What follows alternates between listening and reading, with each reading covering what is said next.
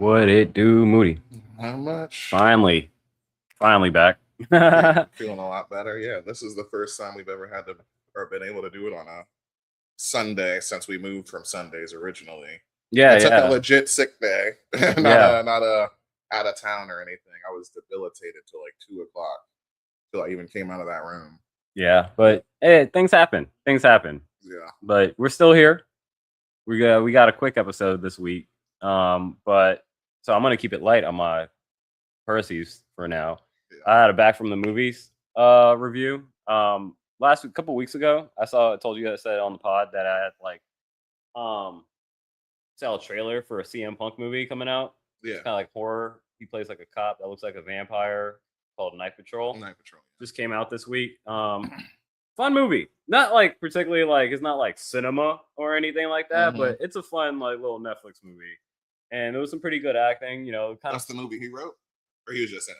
No, he's in it. Yeah, okay. He didn't write it, but no, because I know he's writing. It's the first time I've actually seen him act, but he's been in other, he has other film credits, particularly mostly like horror stuff. But no, he was pretty cool. He played the, heel cop vampire really well, and Justin Long was pretty dope in it as well. You had Jermaine Fowler as well. Freddie Gibbs, I told you, was also in that. YG's in it. So Flying Lotus, they said, is also in it. So it was pretty nice cast, but pretty good B black movie horror film. Like it definitely feels like ones that might just hit the niche kind of like cult classic aspect on like streaming and like once people pick it up, like if they see it, they'll enjoy it. Yeah.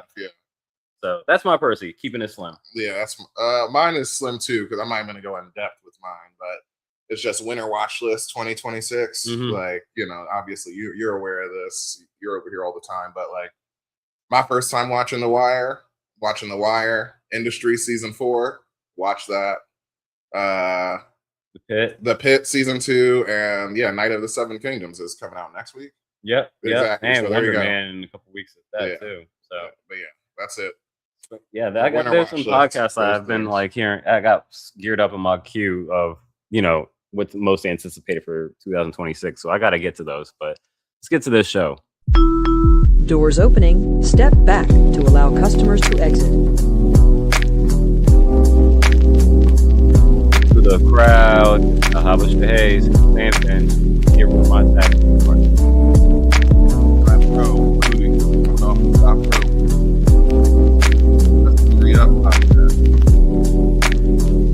A weekly stroll through the avenue of wrestling. Follow us here on this YouTube channel. Like, comment, subscribe. Follow us on our socials. Everything at the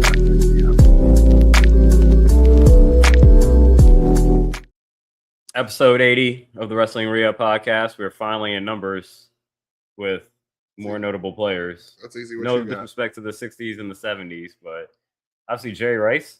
Yeah, I would say that's the only one. That's the only one I was going to say. Yeah. That's Keep it simple. I mean, it's greatest receiver of all time. Exactly. And you wouldn't want to hear player of all time. You wouldn't want to hear Michael Irvin. Yeah. I know that. Michael Irvin's like 88, isn't he? It could be wrong. I think he was 80. Because what was Dez? Wasn't Dez 88? They're all. That's 88. Yeah. Never mind, man. I'm tripping. But let's get into episode 80 Raw recap.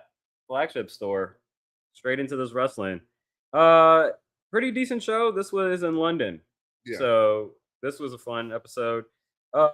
You had the highest thing on this card. Yeah.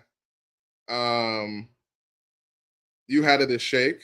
I just see this as a continuation of like the Vision more than anything, but because I saw this as Bron Breakker's suspension, and this was also a leap. This is why I put it in Primo, was because of my extra leap of faith. Yeah, I don't know what this stands, so I'm curious to get what's Y2. It's Y2J, but exactly like, GM. Oh, okay. Because at the end of that segment, like we get Bron Breakker interfering in the match. Like you said, that's why it's disappointing. Sure, shake wise, but it's like for what it was, building Bron Breakker as like obviously we know he's unhinged, but being the leader of the Vision, doing whatever the fuck he wants, and putting hands on him. Granted, I caught that too, the same way Heyman did. It was like, yo, you put your hands on him first. You grabbed his arm.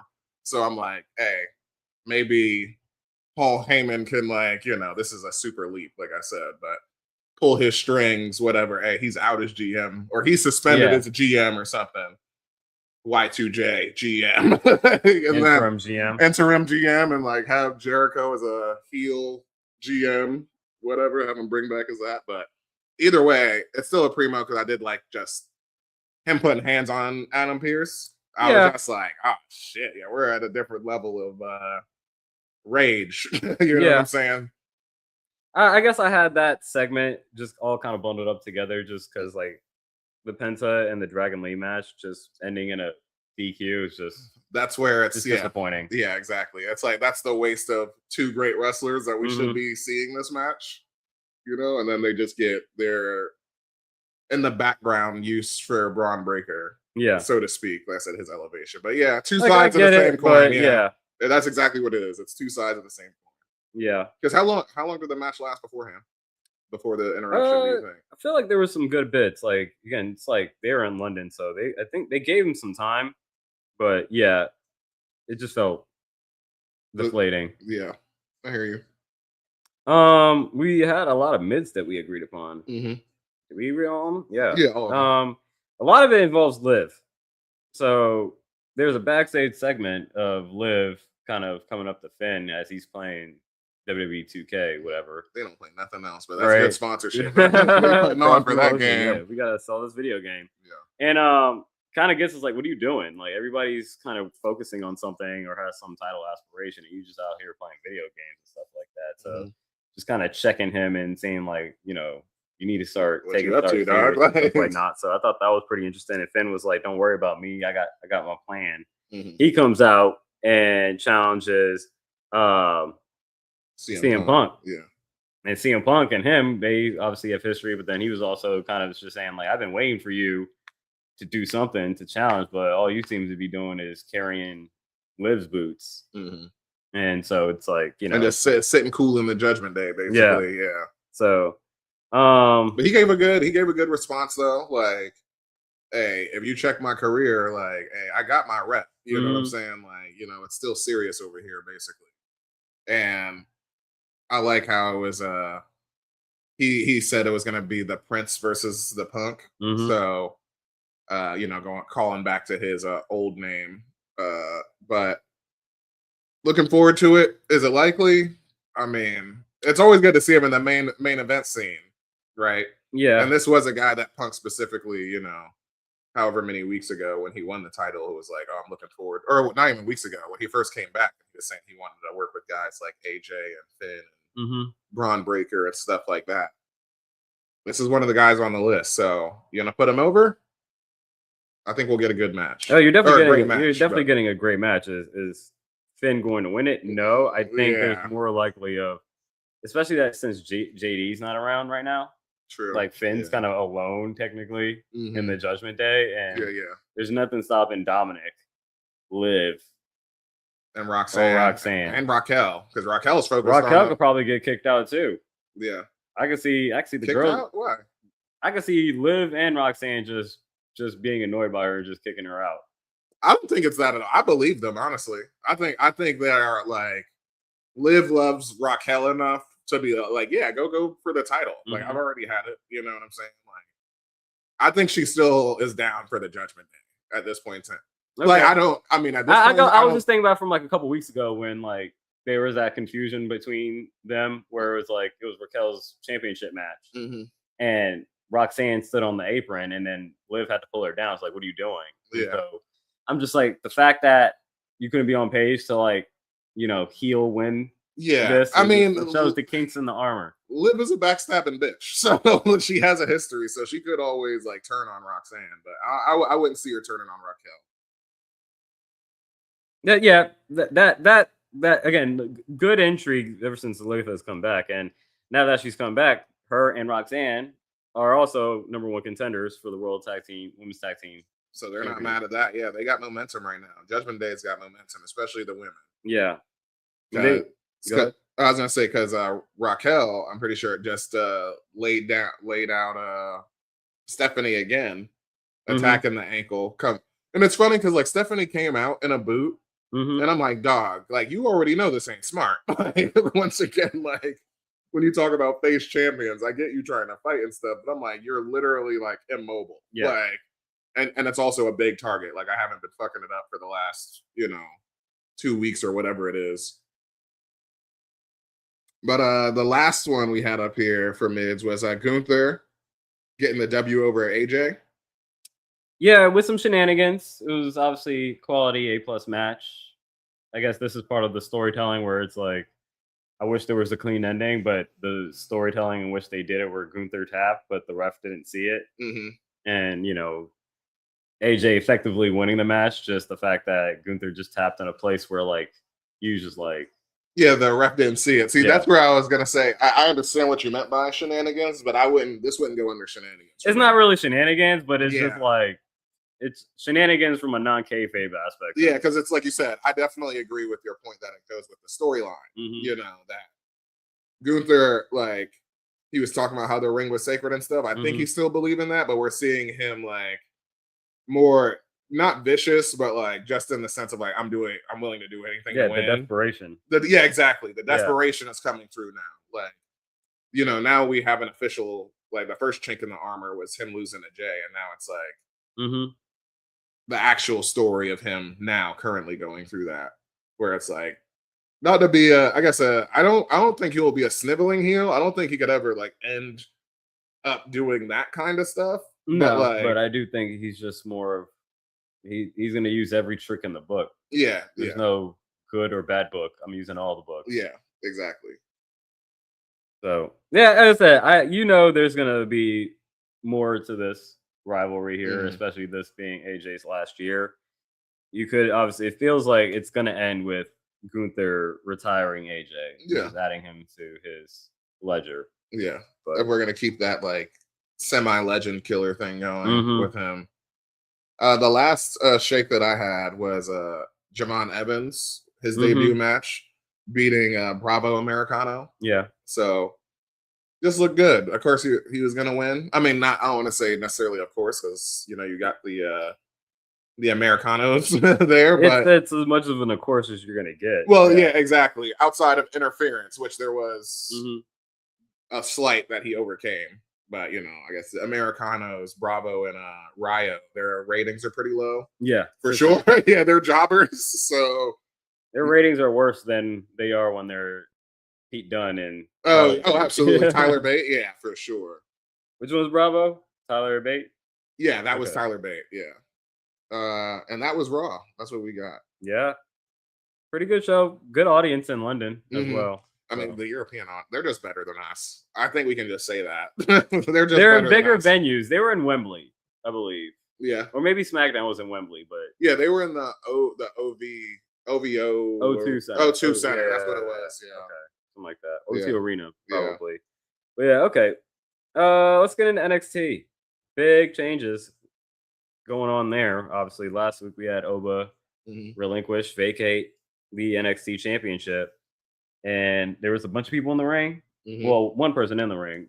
Yeah, and then Ricky. And then a bunch of others around there. I like that to start. Sorry, I didn't mean to talk about you at the end. But yeah, I like Ricky to start it because he is the most recent champion anyway. Like, a most believable guy, like, right now that we know this is going to be his show going forward for sure. And that he's effectively, like you said, that pool of guys that we get around the ring is effectively, like you said, the evolved guys and like kind of a hard reset era of like, similar to like NXT 2.0 or something like that. When they went from black and gold to 2.0 and like you had all those call ups, it was kind of rough for a bit. But we're gonna sail in these waters. I did like I had this as a primo immediately, but I was just like, nah, I'm too big of a fan of Jada Parker. Yeah. So, but I really liked I thought it hit everything effectively. Like, I enjoyed Ricky's part in it. I enjoyed the announcement of just a straight up 6-man ladder match. Yeah, you have to qualify for that as well. So I'm like, okay, that's dope. And then the just brawl that, is usually just, a segment, just nothing. We got a guy over, Keanu Carter, who I didn't know. I think he's been on the roster before. Probably, yeah. I think he's been down and involved. Because there's been more than a few people down and involved that we like. Nikita Lyons is down there and, they're jumping back and forth and stuff. So, but Keanu Carver got over as a huge powerhouse in this. So it's like, okay, well, this is a guy that I know his name now. So, and then again, to even kind of continue with that, we don't have this listed, but Ethan Page talking to Ava in the backstage and basically saying you either have to relinquish this title, North American title, or if you want to have a shot at this NXT championship. I thought that was dumb. I mean, because she was like, because we're focusing on the future. And from a that's the thing. I think that's like, I mean, us, we're big fans. So it's like breaking the fourth wall for us, where it's like, okay, yeah, you want to keep the title separate because you want to build up like this whole new roster that you have, right? But besides Ricky, I would say Ethan is definitely the next one up for sure. Has he won this title before? Yeah, exactly. Yeah, okay, yeah. so yeah, sure. It's those two, and like Ethan, as we know, he's main roster ready right now. He's great. Like even that segment backstage, he's like, I don't think anybody deserves it. And then she even put him over slightly. Like you're the longest reigning champion in WWE right now, and he's like, yeah, now that you mention it, yeah, I am. And he's been great. And you should put, he's like, you're the best, so we should feature this title, which is why it's going to be defended next week. I mean, she was like, man, what? Like against Elio LaFleur. Yeah, against Elio LaFleur, the new French luchador, exactly. And then we talked about, all right, maybe that's a setup for him to just straight up lose the title. Yeah, Ilya Dragunov coming back and winning the U.S. title. Exactly. Win the North American title on your first night. And now you got Bang, a new star, Carlito. Both nights when he showed up, SmackDown and Raw won both the mid-card belts. So, hey, it has happened in WWE, but all that was great. Like I said before, the thing I enjoyed the most, She-Devil, Blake Monroe, just talking her shit, like how she's the best and everything, but we get the return of Jada Parker and just a basic beatdown. That's all it is. A nice, quick, like 6-minute segment. But I'm like, hey, Jada Parker's back. I don't even think she wasn't out with injury, was she? No, she was working. I've seen her have matches like at like other circuits. Like maybe she was working. Like Booker T's, I feel like. Oh, okay, yeah. And whatnot. And reality of wrestling. Yeah, I feel like I've seen matches of her on there as well. But I don't think she was injured, but I'm not sure. I didn't hear anything about it. It's just away for a bit. It's good to have her back. I do definitely think this rivalry between her and Blake will be interesting. And I feel like it's a toss-up. Because you do have a returning Jada, who does have some credibility, to her name, even though she hasn't won a singles title. Yeah. But I think maybe Blake is also someone that they're pretty obviously high on, and they could probably, there's even talk of her moving up to the main roster pretty soon too as well. So I don't know. That's the intrigue. Yeah. And I'm curious to see where this takes off from, and like how is this a deadline? Not a deadline. What's the main one? Stand and deliver. Stand and deliver. Yeah. It's a stand and deliver match. Well, that's what I was gonna say. I was like, maybe we stretch it out because, like you said, if they're high on Blake, you can just stretch this rivalry out for a bit, add the stipulations and stuff, and then call up Blake afterwards. Yeah. You know what I'm saying? And Jada is like possibly North American champion or something. By maybe number one contender. Or number one contender. Yeah, exactly. Yeah. Yeah. There you go. Because that's the thing. Because now that we have this new generation, you're gonna have to have like a huge like reshuffling, and we're seeing it right now because we got even Izzy Dame. The only person that we know legitimately as a contender for her is Tatum Paxley. Yeah, because of storyline, but obviously there's a bunch of other women around that. Speaking of which, Lola Vice got the W over Kaylani. Yeah, Kaylani, the first North American champion. Lola Vice still looking for a title. Which one is she gonna get? NXT or the North American? North American. I thought this was a big win for her, and this is probably one.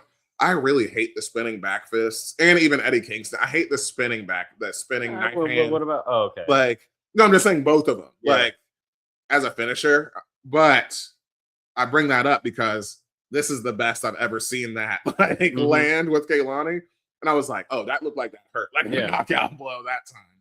So if we hit it like that and it's sold like that every single time, then okay. I feel like Andrade has a good one too.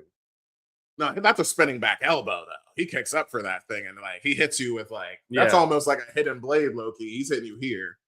But the last thing I had on here was Joe Hendry getting the win over Dion Lennox. However much you would count this as a win for him because he was unconscious for this win, as Tony D'Angelo returns again with interference or causes the interference, laying out Dion. It's not much interference. It was a it was it was a hardcore match. Yeah. But or whatever they call it now. But no rules. But still, wasn't planned. Yeah. You know what I'm saying? Like, they didn't plan for it. I didn't plan for it. I know you wasn't expecting it. So for him to they just say come that out, like he's just they've done a chaos. poor job on the camera work, where like apparently he's standing in the crowds during a lot of segments. I've seen him do that before. I never noticed it. Yeah, he didn't do that this time. Or they didn't catch it this time for sure. But last time I caught that, and I guess he's just been looming over because the first time he did that, he was looming over the title after returning the first time with Oba and shit. So, but yeah, I mean, I'm curious to see again. I'm intrigued. That's why I have this as a mid, just for the fact I'm like, where's Tony D'Angelo doing? He hasn't really said anything since he's come back. He literally hasn't said anything. And so again, just sitting like deep in the crowds, just watching over the entire show or whatever it may be, and making his actions known, but not really known. I'm intrigued. And then the way he walked out, and then the way Ava and him like looked at each other, I'm like, are they in cahoots? No, you did say that. Is Ava got some kind of deal with Tony? Yeah, I had no idea. I mean, he's got to be going. Is that her champion? Is that who she sees as champion? Yeah, he's got to be going for the NXT title. Exactly, because he's already been the North American champion. But you interfered in that was and those two are definitely going to be Dion Lennox and Joe Hendry are definitely going to be in that 6-man. Yeah, for sure. It's gonna be him, maybe probably Ethan Page. I'm just saying he's got to get the title eventually, for sure. Tony D'Angelo. Yeah, and so that's what I'm saying. Like, he's probably going to be in that 6. Oh, he will be man ladder match. Yeah. But maybe like Ava has it set up where like he has an easy route to at least. I mean, you still have to win the ladder match against 5 other people, but yeah, I don't know. I'm not sure like what that look between her and Tony D was at the end, and whether if that was like we're secretly working together or like I'm genuinely pissed. Yeah. And you're gonna be suspended. Yeah, that's interesting. I didn't read into it like that, but that's a thought because I just thought I'm just seeing him as a chaos agent right now. The last things I wanted to mention up here, my shake, was Stacks retaining the title against Shiloh Hill because he put the title on the line because Shiloh dropped his tooth fell out on his fiance. So we got a return of that, and his fiance showed up. She's a good woman. We get a roll-up scenario, and she pushes with her foot, so her man gets the leverage, and that's how he returns. And the last bit I semi-mentioned before was Izzy Dame's segment. Just she's the best. So we got 2 women, I'm the best segments. Yeah. Around the North American title, sort of. And then Tatum Paxley coming down for the beatdown once again. Yo, Ava's got to get a hold of her show too. I mean, I guess it's also a thought. Again, she seems to be under the tutelage of Adam Pearce. That's why I'm mentioning from it. the tutelage of Nick Aldis. That's why I'm mentioning it, and I'm thinking like her daddy's The Rock, and he's like, I mean, she's like, hey, my job is secured. I'm not going anywhere. So like, and I'm like, yo, she's treating Ethan Page has been carrying this shit like low key, like he got points, and she keeps throwing it in his face. So yeah, making him defend the title and everything. But anything else from the bodega? No, that's it. That is it for me. No, that was the bodega. You're right. This is the coffee shop. Yeah, I got him backwards in my head real quick. No, that happens. Good show for Dynamite. Where were they located? Because they had a nice little backdrop to their audience. Yeah, they were very engaged too. They're in Phoenix, Arizona Financial Theater. So maybe it's just the fact that they're not in like traditional, arenas, like basketball arenas. Yeah. They've definitely venues where you can still get like a very dynamic, audience shot. Yeah, we've seen them scale down in the past year for sure from when they were still in basketball arenas and they weren't selling them out. They've gone a lot smaller with a lot, and filling them I feel up like they would work significantly. outside of maybe like obviously like their major shows. I think they do the same venues that like WWE and NXT does. Yeah. Because like we watched Vengeance Day. We didn't watch it at the Capital One Arena. We watched it at the Mystics Arena. Exactly. So, but we agreed with the Primo. The best thing up here was the tag team, the Fatal 4-Way tag team #1 contenders match. That's a mouthful. mm-hmm. But Davis and Doyle from the Don Callis family, newly formed, yeah, and newly signed because Jack Doyle was just debuted like last week, and that's why he was overshadowed by Andrade at the same time. But he also came up, and they beat JetSpeed, Gates of Agony, and the Young Bucks in this match. Very fun. Great spots from everyone. The teamwork. Yeah, the funny spot in the very beginning of the match, like Davis and Doyle are so big that like JetSpeed and Young Bucks lift each other up like on like an electric chair, and then they start punching them down so they can punch down on them with momentum. But this ends with like I'm calling it like his Mark Davis's ripcord pile driver to Kevin Knight, which he sold amazingly, popping up like RVD and everything. Immediately looked dead, and it was like, yep, this match is over. Yeah, and both of these guys just look great because I mean they're so simple, like with the classic black trunks, black, kind of like they're dressed exactly like Shibata, and as big as they are, they're just fucking hosses, just like I told you before, like a tag team title shift can always happen either because of size or storyline. And that's what happened when we went to Vengeance Day, and I did not want Hank and Jane to win, but they won, and I was like, God damn it. But this really intrigues me because FTR is, they got some size too. They got some size, and they're usually like the bases. You know what I'm saying? And when they were in WWE as the revival, it's like no flips, just fists. And granted, they do like, what is it, diving headbutt, or one of them does a diving headbutt, but I think that's about it. And that superplex, that's their combo. But that's the only high flying thing they do. But I'm like, hey, they're gonna have to do something because these guys are huge. They got like at least 50 pounds on both of them, so they're giving up 100 pounds. But this will be a good match. I think FTR will retain, but we still got time. So what's the next pop-up show for AEW? Ooh, let me look that up. Go ahead, take us to the next one. I'm gonna look this up though. Yeah, let's talk about this main event. MJF and Bandito. Bandito for that was what, a AEW World Championship match? Yeah, that was the world title match. I think that's why I was like felt a little predictable because I'm like, he's not losing his title.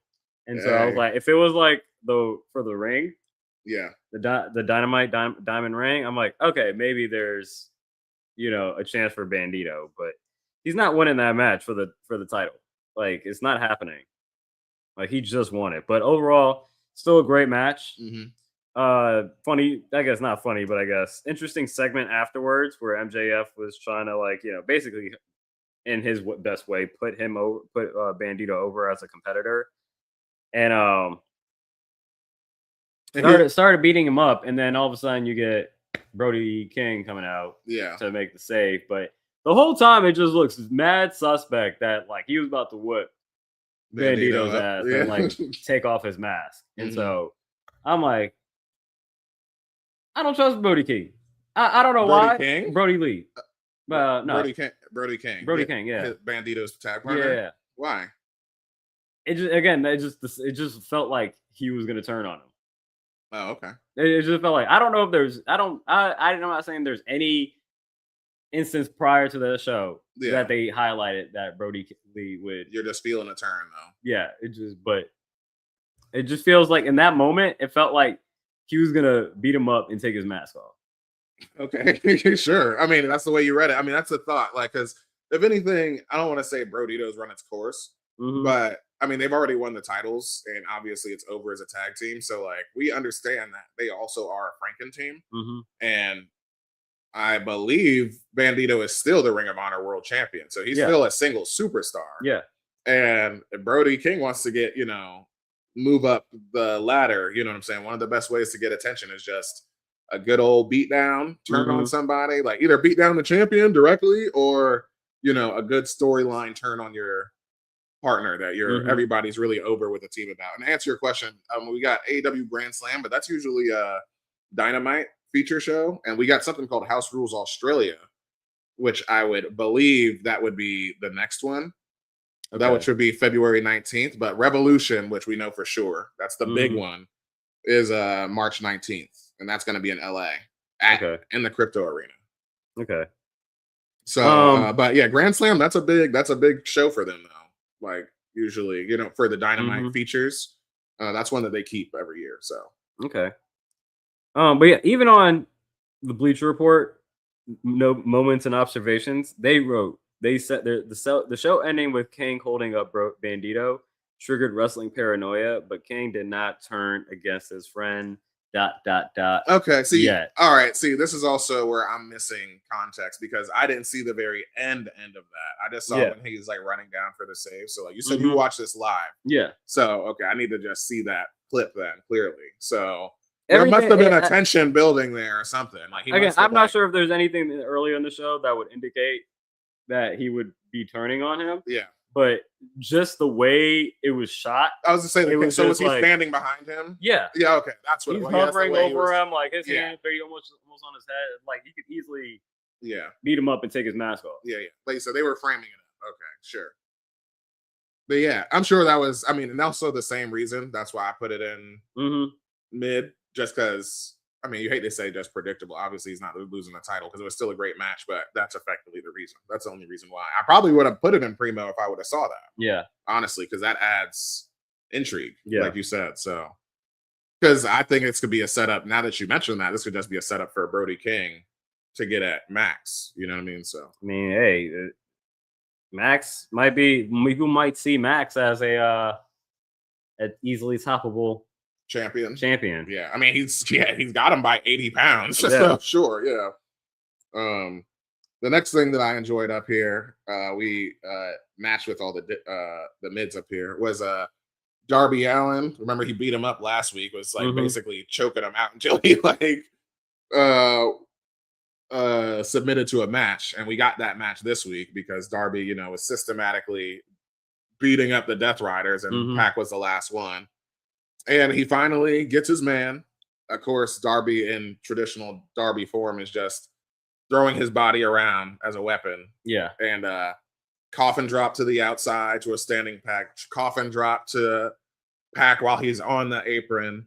The ending of it, we get coffin drop to an ankle that's wrapped in a steel chair because he had been targeting that in these past weeks. And then eventually get a tap out. Scorpion Deathlock, for the win and tap out win. So Darby has now gone through all of the Death Riders, and that's why, I give this like a mid. I would have gave it a shake. I mean, it was still good, but I think some of the Darby's matches, I'm like, okay, this is just Crash. Still kind of like Crash Tommy Death works, but there is a narrative. There's a story to it. Like I get it, but so now the question is, what is he going to do now? Because now he's gone through them all. So that's where I'm like, it's mid. I like the fact that he was able to complete his mission as far as like knocking off all the members of the Death Riders. So I'm like, I was like, okay, cool. What do you move on to next? Do you move into another contender? For the AEW championship? Do you go after Ricochet and the national championship?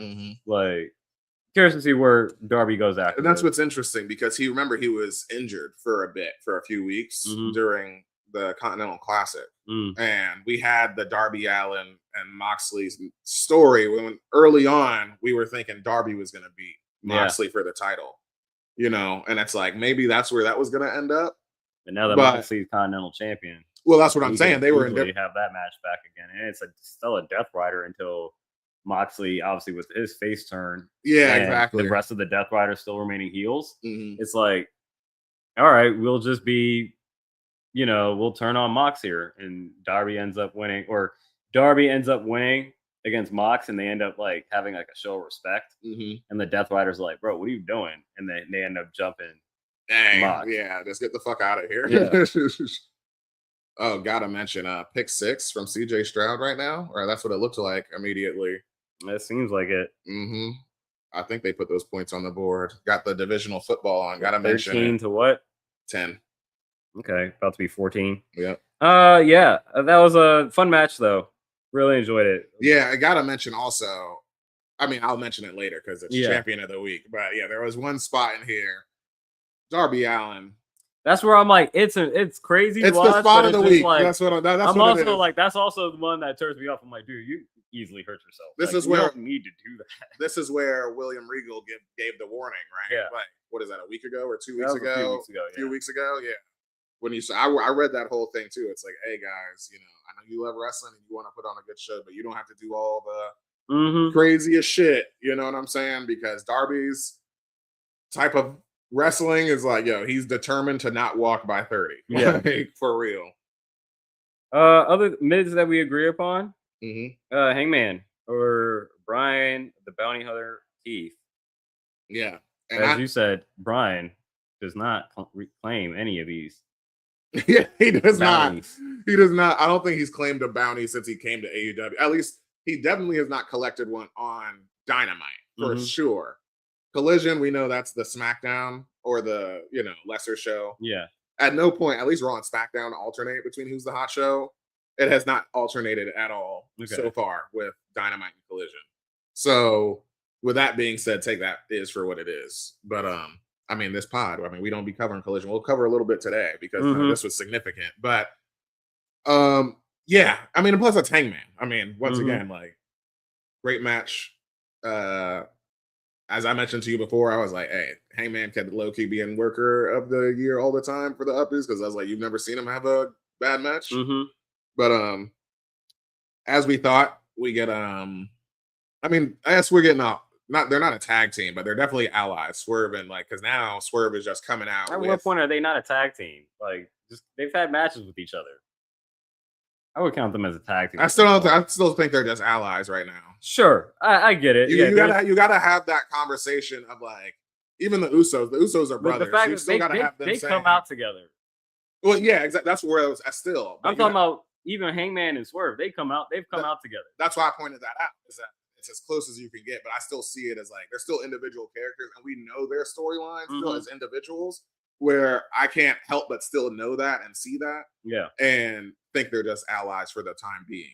Yeah. So, but yeah, Swerve interfering, and plus we need a tag name. Like, but they can easily be Hangman and Swerve. Yeah, right. But the thing that I added, because this easily could have been Shake. Honestly, the reason that this was mid was because Kenny Omega came out after the match, and it was really more so about the segment and Kenny putting over just everybody in the ring, saying, hey, we're three of the best competitors. I understand we're all gunning for the title. And if it be friend or foe, may the best man win. And we know how important like the minor movements are and shit, because he said friend at Hangman and his head turned and he said foe at Swerve. So I kind of read into that a little bit, and Swerve's eyebrow went up like, the fuck, nigga? Like, and Hangman is the one that's like, hey, I mean it. May the best man win, and shakes Kenny's hand. And Swerve's like, all right, whatever. Yeah. So just the way that ended, I'm like, hey, Swerve ain't here for the sweet shit. You know what I'm saying? So I'm hoping I'm gonna see that maybe that will lead us down the Hangman and Swerve again. Like we get a house call to Kenny, and then it takes a push from Hangman. They're like, yo, what are you doing? Because they're in a trios match or some shit. I don't know. But again, these guys are, that's where it's always going to head with Hangman and Swerve. That's why I say they're not a tag team. Yeah. But you could still, if that happens for, again, in November, and they're an alliance for what would be pretty much a year at that point, you wouldn't say that they're a tag team, especially if they're tagging. And what about if they win the tag team titles? Well, yeah, at that point, I mean, that's something else. Like I said, you got to have that moment of like declaration. That's all. Because I was like, even the Usos, we know the Usos are literal twin brothers, and they came out and was like, we're in the tag team division again. I'm like, until that happens, or like they say, like, all right, we tight now, like officially tagging, then I'll give you tag team. I'm just saying, both these dudes come out with chains together. That's why I say they should be. We just need a name. They're this close to a name. I think they're just working on a name. Other news for Hangman. This happened in Collision, but Collision Corner was already called out. But Hangman and JetSpeed win the trios titles from the Ops, and news came out, or also earlier, even before this match, that Hobbs' contract was coming up, and I think it was actually done at the end of Dynamite on Wednesday. And so he became a free agent, and apparently he's expected to go to WWE and expected to be on the main roster from jump. Okay. So that's rumor. We don't know if that's proof, but yeah, that's the rumor that Hobbs is going to the WWE, and that's why obviously I haven't seen the match, but I'm like, okay, but just want to acknowledge it because new trios titles, new trios champions, and yeah, one less member of the Ops. Yeah. Who replaces Hobbs? Oh, that's a good question. We got another big guy sitting around there. I can't think of another big. That's the thing. This is where we need to watch Collision because you get deeper in the roster. So, because you're featuring all the same guys on Dynamite, every week, all your big names and stuff. So yeah, we'll put a pin in that. I don't want to hang us up, but for sure. But I'm sure it'll strike us like lightning the second we end this pod. Anything else from the coffee shop? I guess the other Collision Corner thing is that Andrade, he had his first match back. Okay. He beat Angelico. Okay. And Mark Briscoe got a challenge from El Clone for the TBS title. So that was important because, we're going to get that match on Dynamite next week, I'm pretty sure. Yeah. So that was it in Collision Corner. But before we get to the Book of Wrestling, the next day, I was surprised you beat me to this, honestly. Yeah, I didn't watch it, but I've seen a couple clips. But yeah, I was like, okay. CJ Stroud is through another pick. This is not a football podcast, but I am rooting for the Texans to lose. So, but yeah, this was a big one worth mentioning because usually I would have typed this, TNA corner at the bottom of the coffee shop. But this was the debut episode of TNA Impact on AMC. Yeah, and the big headline, importance for TNA fans for sure. Mike Santana gets his title back, beating Frankie Kazarian, 2-time TNA title winner. When people was kind of upset at him losing it in the first place, but I guess he used the Money in the Bank TNA equivalent, so that's how he won it. And you're also doing it on the first debut episode, see a title change. It makes sense. Exactly. And then once again, just like you said, going to Netflix, you set up your show for maybe not the year. WrestleMania is for the year, but for the season. Like that next 3-4 months, you can set it up on this episode. We get the Elegance brand getting the W over the Inspiration and becoming new. I think they're either 2-time or 3-time because they were tag team champions before. Yeah, Knockouts tag team women's champions. This was I forget what her name was. I know it was Ash by Elegance, the former Dana Brooke.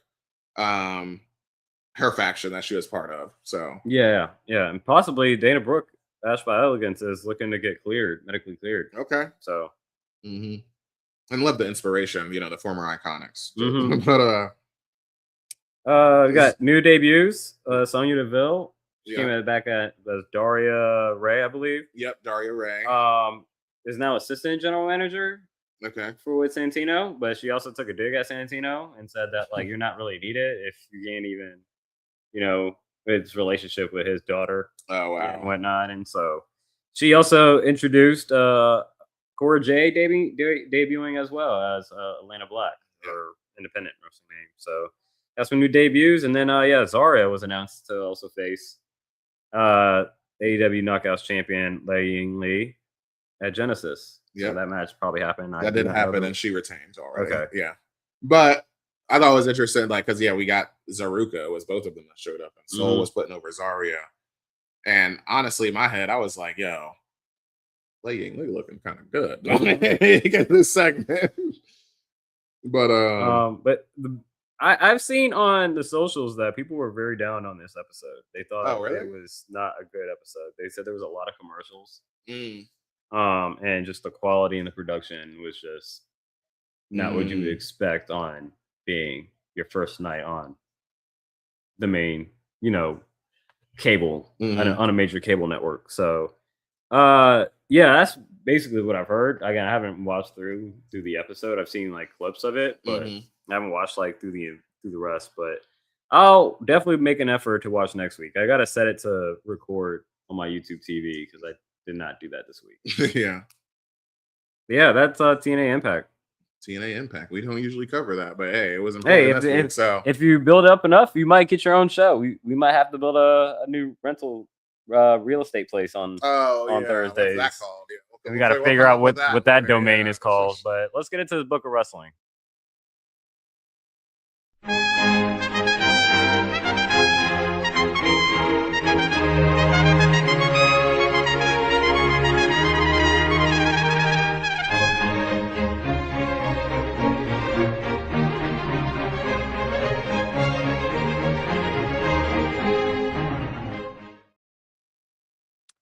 Two on the Book of Wrestling in the gallery today.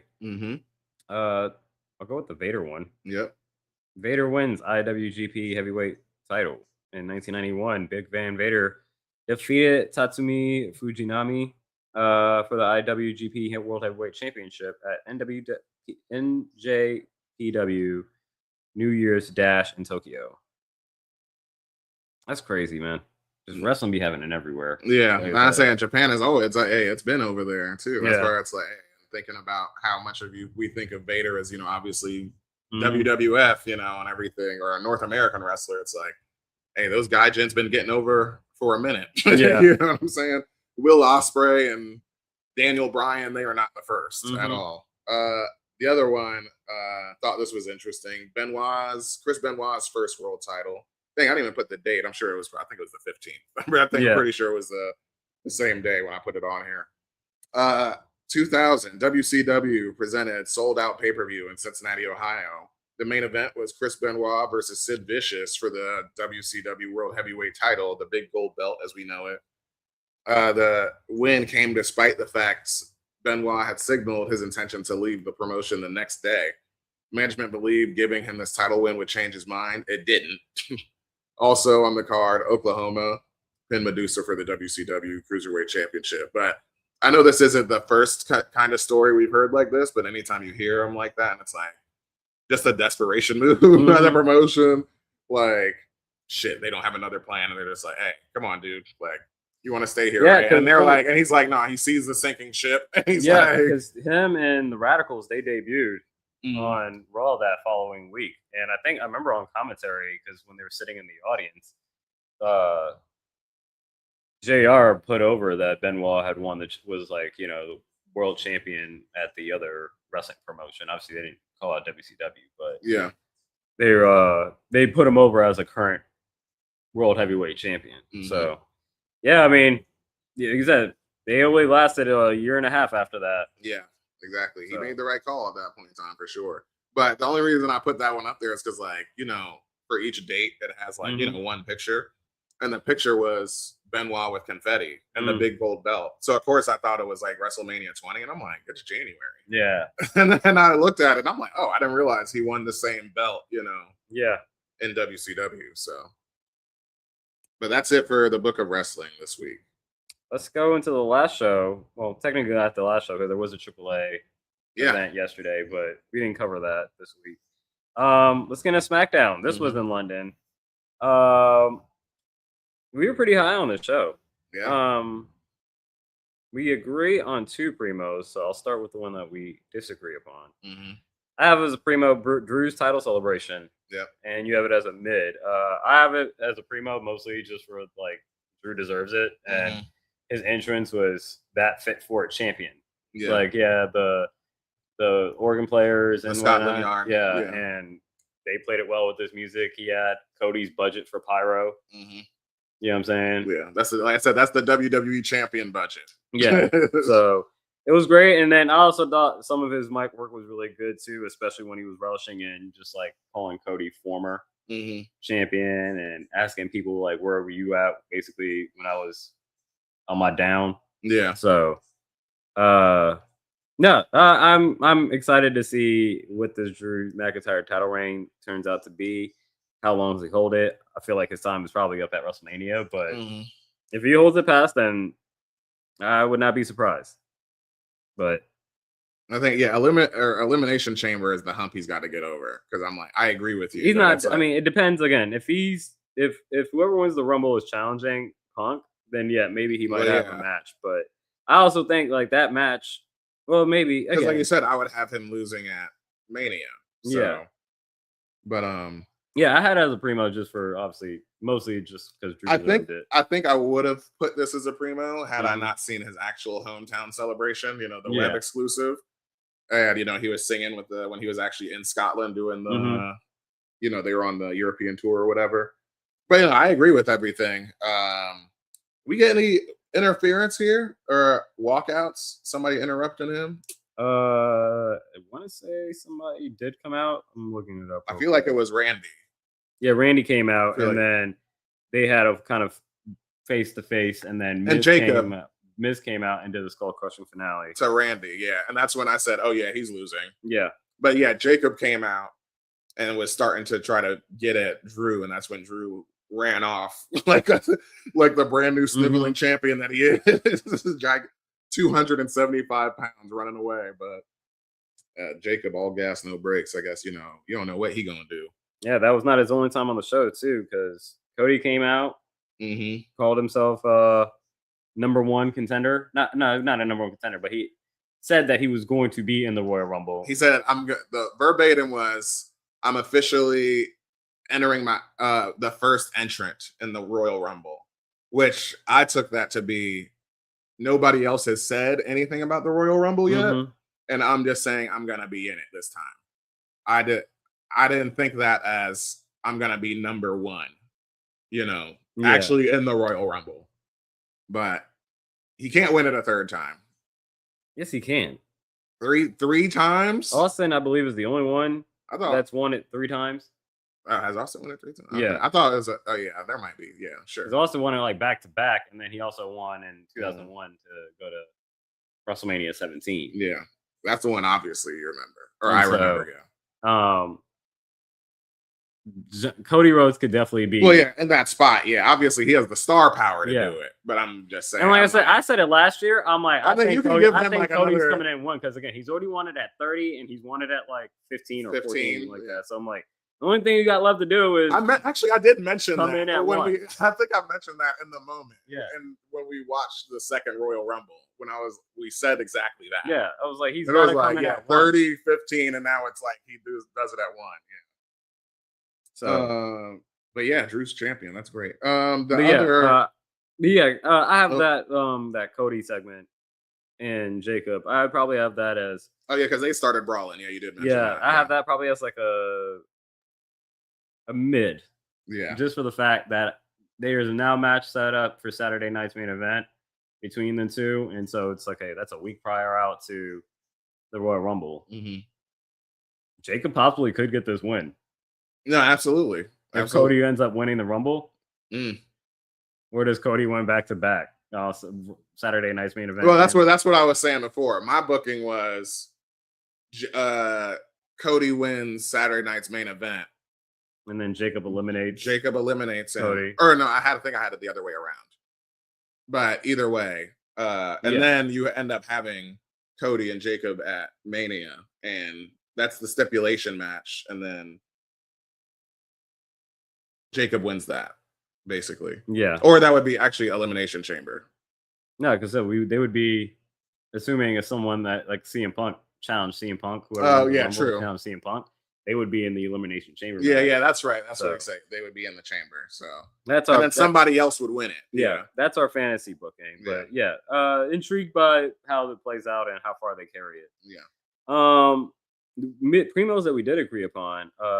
Carmelo getting the win over Leon Slater. Yeah. I was genuinely surprised. I should be not to be surprised that it was Leon Slater to come out, but like when I was watching it live, I was like, oh snap! Like Leon Slater versus Carmelo Hayes, that should be a great match, and obviously it was. But it also is like, he's not losing this. Of course not. But he got the hometown loss. He got the hometown pop. Like they was fucking with him. And hey, 2 young black men in their prime right now. Flying around the place. But yeah, of course. We get the top rope cutter, that he's done. I mean, it's in his repertoire. It's kind of like Sami Zayn's like brainbuster, turnbuckle brainbuster. Like, it's in there, but it's like, I mean, he's starting to use it more. So, and the way he did this one was pretty dope too, because it was like he was standing there like he was about to get suplexed, and then when they jumped off, then he turned it into a. That's how he does it. Yeah, that's why. I remember I was calling it as it was happening. Well, you watched this before I did, correct? Yeah. Yeah. Okay. But yeah, great match. The next preview we had up here was Sami Zayn getting the win over Ilya. Once again, great match. Yeah. Exactly what I expected. Sami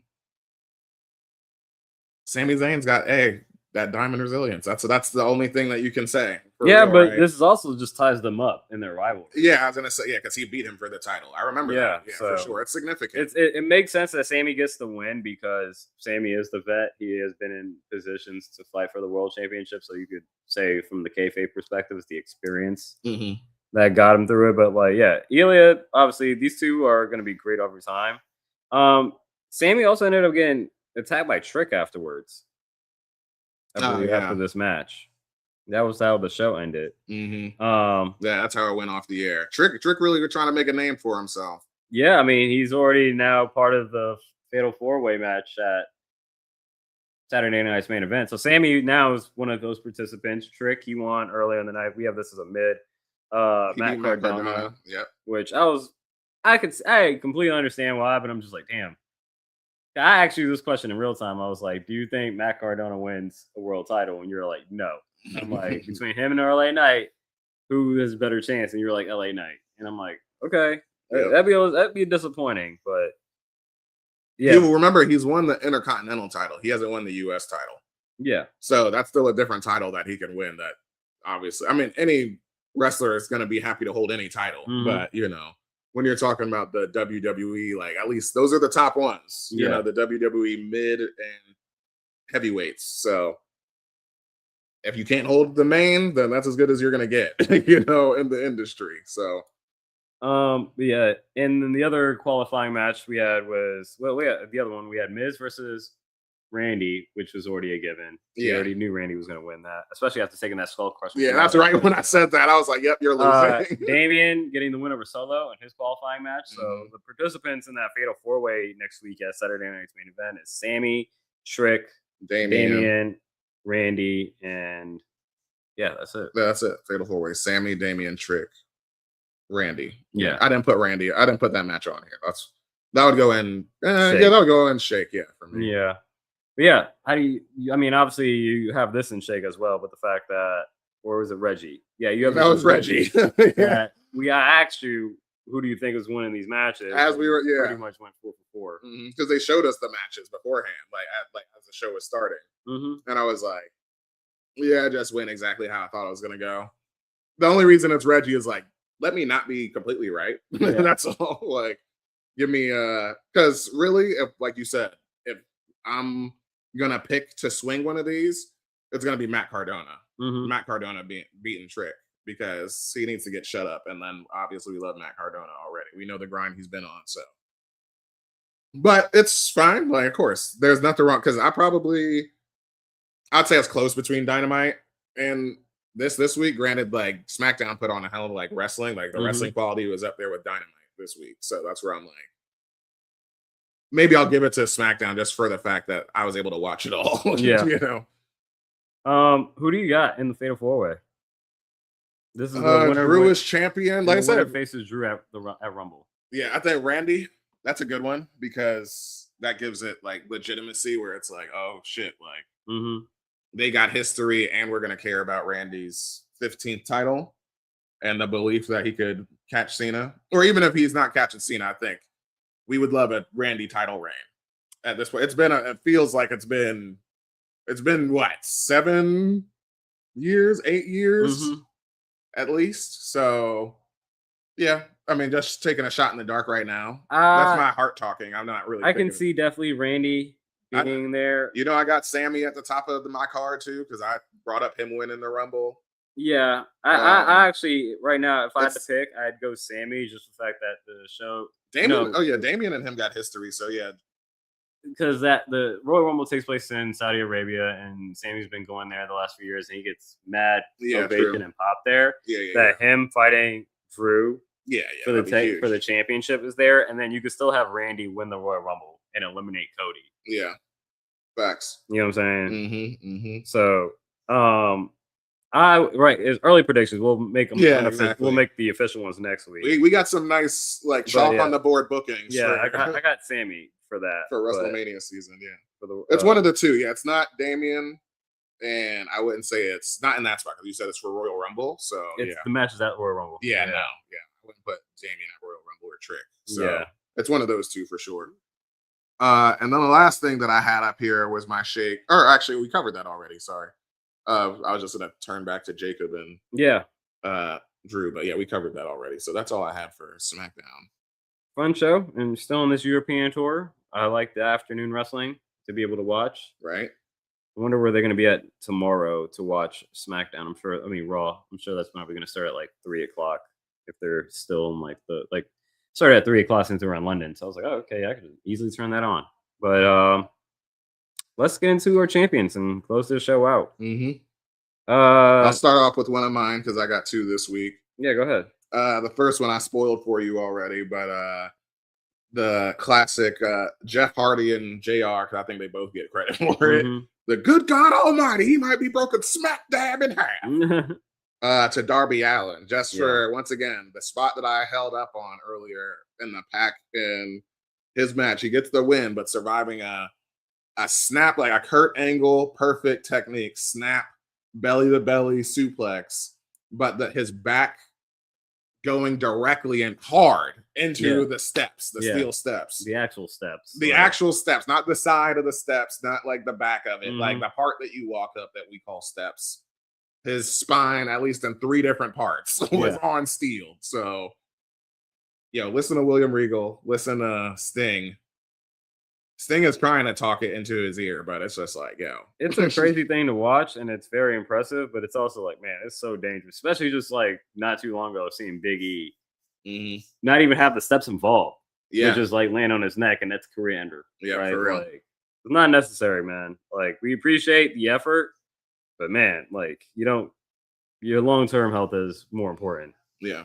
Yours? The Bad Boys 2, how old is you? 15? No, he's like, how old is you? And then the kid says 15.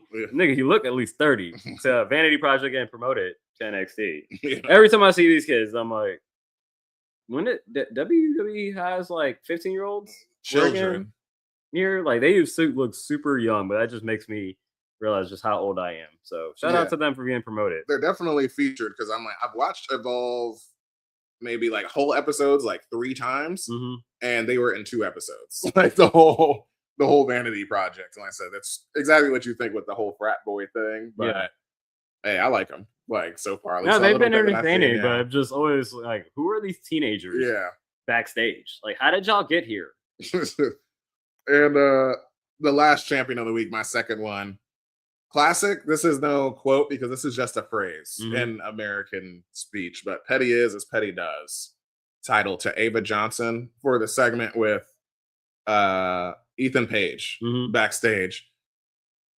Like, just building his ego up, talking about how he's like the longest reigning champion and all this stuff, and just fucking him over and over and being like, oh, because of that, and because you're the best champion and this is the best title, that's why it needs to be defended, next week. Not only that, but because you're the North American champion, you cannot be part of the 6-man ladder match because we're focusing on the future and we don't want double champions around here. And I'm like, that is so like petty, just because that's the only word that it comes to me, because I feel like she had so much glee when she was saying it too. Exactly. That's the part. Like, she was like, because honestly, he hasn't done anything outside of be annoying to her, really. You know what I'm saying? And like complain a lot, I guess. But like, he definitely don't deserve all this, like you said, as your longest reigning champion. Ethan's a face in this relationship. It really is. That's what I'm like, why is Ava being petty with Ethan? But I don't know. He's in cahoots with Tony D. Yeah. That's just like the one way she can like slow him down. Anything else you want to call out? Your boy Kip Wilson, super over. Oh yeah, his song super over. Yeah. It's called Man Up. Kip Wilson. They had like a 4-hour like constant replay of it. Yeah, I thought they just uploaded that. Yeah, it's a 4-hour just loop of that song. And granted, I think also, but he was over too. But they obviously in London. But I'm like, I feel like he was over when they did like the last few US shows. I'm like, oh, people like are digging this toxic masculinity. For sure, they like the gimmick is over. And what I noticed significantly, where I think the huge overchange came, because his music has been the same. His Titantron changed, like his actual, because before it was just Kit Wilson, just his name, and it was like the neon kind of lights, and that's all it was. And now it's the Kit, you know, like all the posing, him doing blowing kisses and stuff, and I'm like, oh yeah, like that's all you need. That gives so much character to who he is. Does he win a mid-card title? No, but if there was a 24/7 title or a cruiserweight title around, because immediately I thought cruiserweight, because no, sorry, outside of like he can't beat Chelsea Green. No, that's what I was gonna say. I literally took the words out of my mouth. Where I was like, outside of a Chelsea Green build, I'm gonna say no. Like we're gonna have to get to that level of like he's that over. Yeah. To like, you know, give him a crazy roll up. I think he could do it. Oh, well, that's doing it. Yeah. That's doing it. Because once again, like who's US champion right now? Carmelo. Yeah. Like it's an open challenge. He could definitely go out there and, you know, I mean, right now I wouldn't pick him to win a match, but let's say US champion has a rival interferes, bang, you got a champion. You know what I'm saying? So that's the way I would book that for him. I believe that could happen, but that's the way I would book it. I wouldn't book him straight up beating Carmelo or Ilya Dragunov in that division right now. Sami Zayn, the last 3 champions, you know. But that's it for this book of wrestling. Yes, it is. But we will keep the prayers going for Kit Wilson. On the way out, I would like to remind you to like, comment, subscribe. We will be here every Saturday. This was an anomaly. Last I had a sick day. Back to the regularly scheduled program next week. Yep. But until episode 81, peace, y'all. Peace.